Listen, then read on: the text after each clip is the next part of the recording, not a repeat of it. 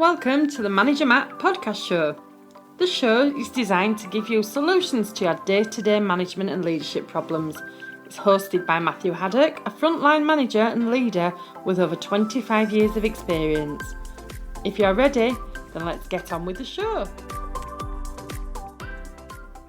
Welcome to Manager Matt podcast show. This week's episode, why do problem-solving programs not solve problems? Today we'll examine how to approach problem solving, which fixes the problems forever, how to make the change to support a problem solving environment, and how we can see results from problem solving. So let's get on with the show.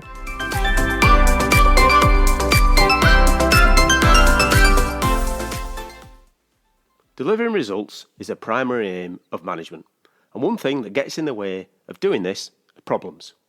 Problems pop up everywhere, from raw material issues, to machinery, to the environment, to our people, and on and on.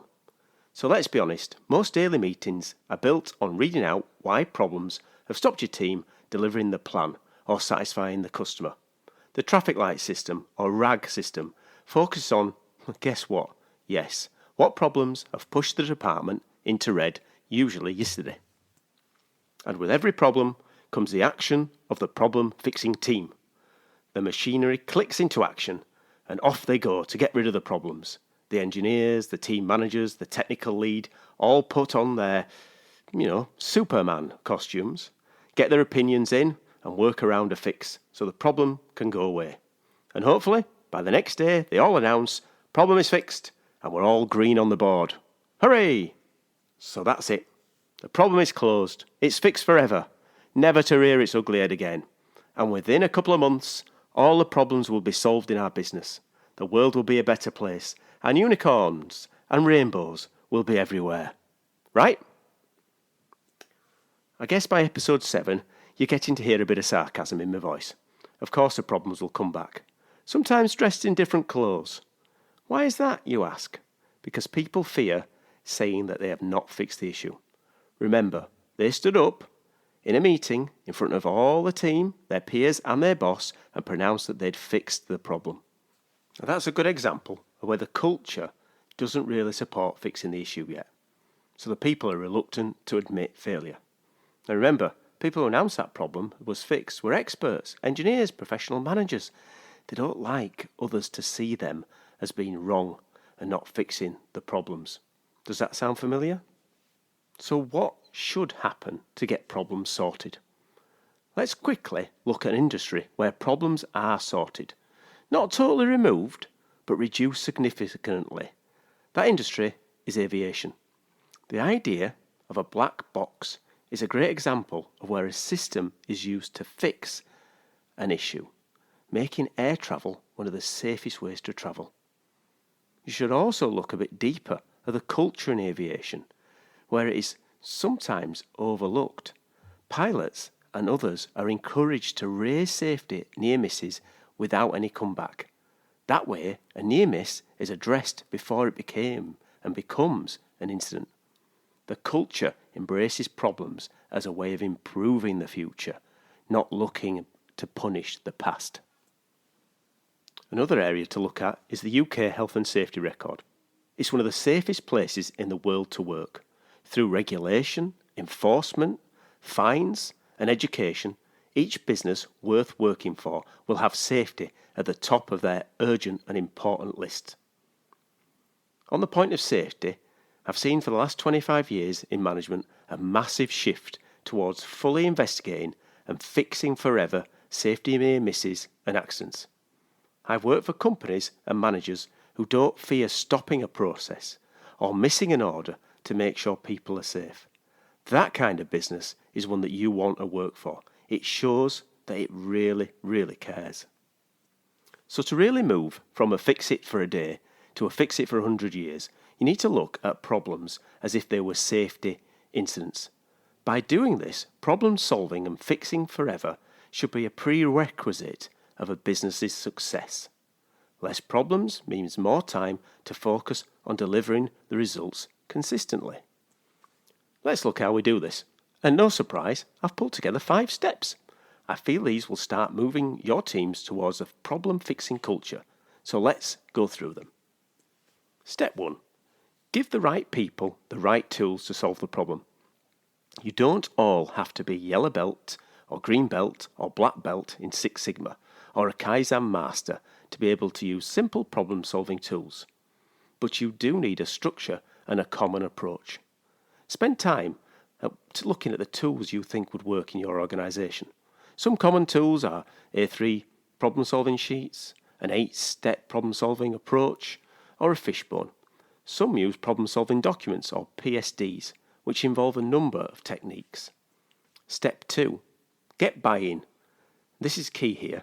We need to get the people trained to use the tools, but we also need the buy-in to make sure that all levels and departments get involved. If you don't get the right people involved at the right time, then it looks like it's somebody else's. And if you have a problem-solving department or a lean coach, usually it ends up their job. It should never be their job. They're there to facilitate, to help it happen, but they shouldn't be the real owners of it. Some PSDs, especially the ones I've worked with, must have cross-department involvement.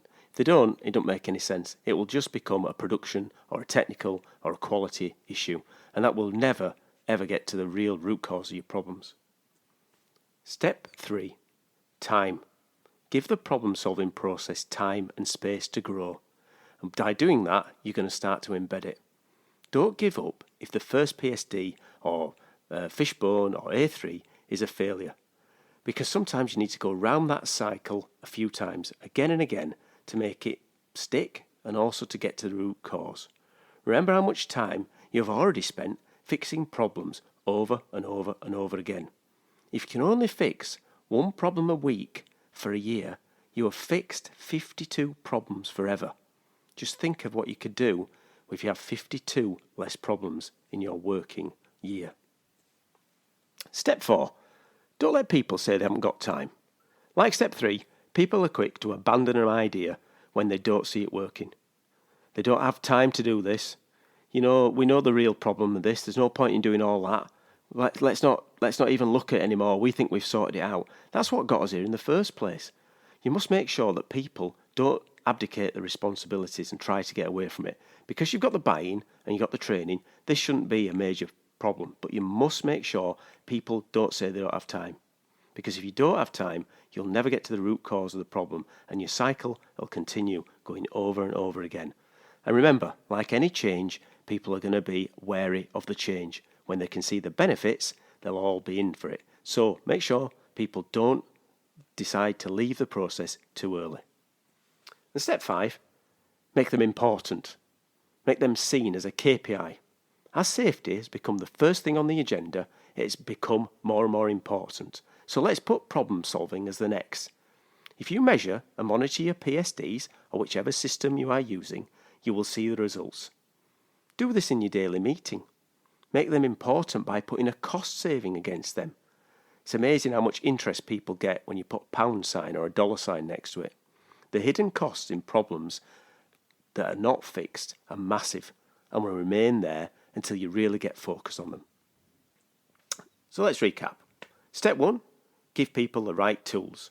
Step 2, get buy-in from the right people. Step 3, time. Give the process time to work. Step 4, make sure people don't say they don't have time and are too busy. Step 5, make it important as a KPI.